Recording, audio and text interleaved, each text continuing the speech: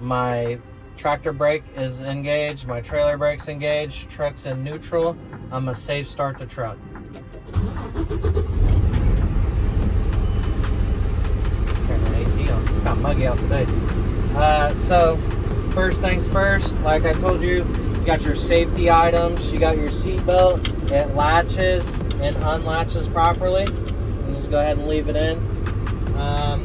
You got your fire extinguisher. It's rated ABC. It's fully charged and is securely mounted, not cracked, bent, or broken. You have your 3 orange reflective triangles. They're securely mounted, not cracked, bent, or broken. You have your registration and insurance. They're up to date. And you have your spare fuses. They're in here, securely mounted, not cracked, bent, or broken. And then you have your city horn and your highway horn. They're securely mounted, not cracked, bent, or broken. They work properly. We're back at the steering wheel. You got your glass items. You got your side or your driver's side mirror here. It's securely mounted, not cracked, bent, or broken. It's clean and clear, and it's adjusted to me. You have your windows clean and clear, securely mounted, not cracked, bent, or broken. You have your windshield securely mounted, not cracked, bent, or broken. There's no illegal stickers. You have your windshield wipers. They're securely mounted, not cracked, bent, or broken. They're flush to the window, and I'm going to check to make sure they work properly with the windshield wiper fluid. They do. Good to go. You have your spot mirrors. They're securely mounted, not cracked, bent, or broken, clean and clear, adjusted to me. Then you have your passenger side mirror, securely mounted, not cracked, bent, or broken, clean and clear, and adjusted to me. Same thing for the passenger side window. Passenger side window, clean and clear, it's not cracked, bent, or broken. Next thing, we have the lights. So, the low beams working. Check to make sure that my high beam works on the dash. I got my left, right, 4-way flashers all work on the dash. While I'm thinking about it, I don't know if I said it, but my ABS light, when I did start the truck, it did go off and come back on. Let me know that it's working properly. So back to this. Do your lights. You have your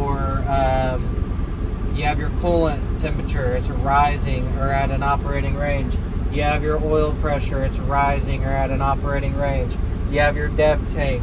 It's at no less than 1/8 of a tank. I have my battery voltmeter. It's between 12 and 14 volts. I have my fuel tank. It's got me enough fuel in there to get me through a day's work.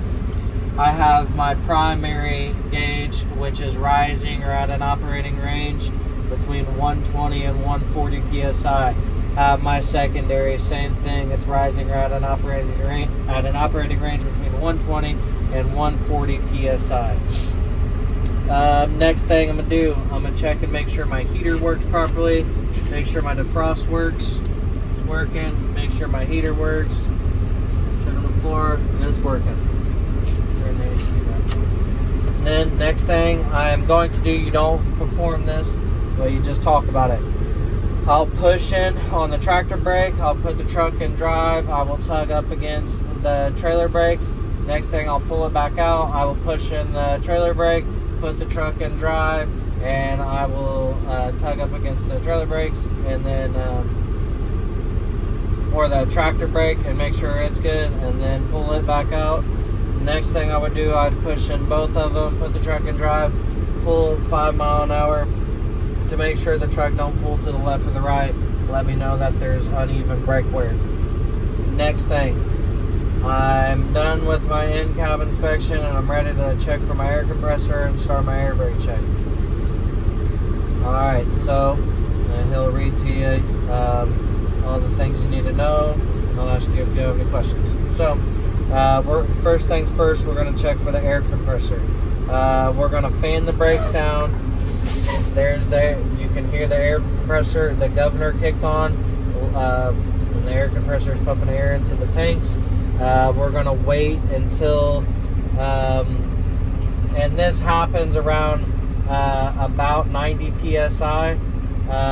We're waiting for the air compressor to build back up between 120 and 140 PSI, listening for the air compressor to make a hissing noise, let me know that the governor kicked out, letting me know that my air tanks are full and that the governor is working properly.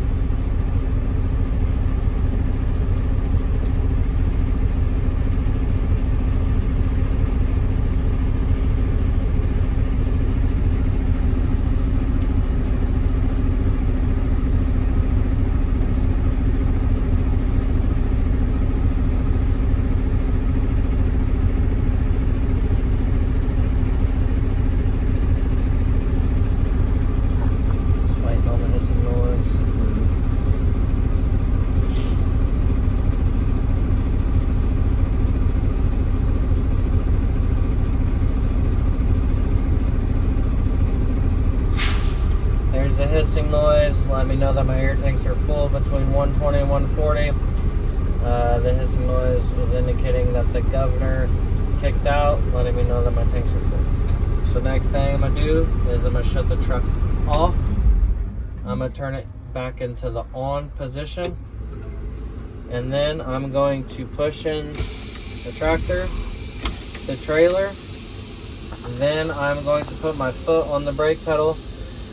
I'm going to be listening for leaks, and I am waiting for 1 minute. I'm going to time myself and make sure that the truck and trailer does not lose any more than 4 pounds of PSI in a combination vehicle.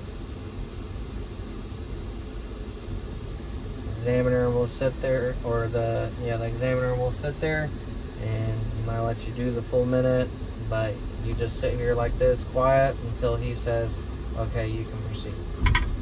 Okay, I'm good. So, next thing I'm going to do is I'm going to check and make sure that my warning lights come on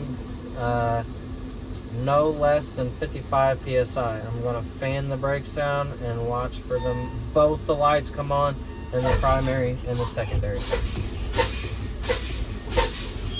There's the primary, there's the secondary. Foot's on the brake. Continue to hold on it. Next test I'm going to do is I'm going to make sure both the spring brakes pop out, both the brakes are working properly. I'm going to continue to fan down between 20 and 45 PSI and make sure both of these pop out. Like I said, do not touch them. They both need to come out on their own. So I'm going to fan down between 20 and 45 PSI. Make sure both these pop out. Both of them popped out. That completes my air brake check.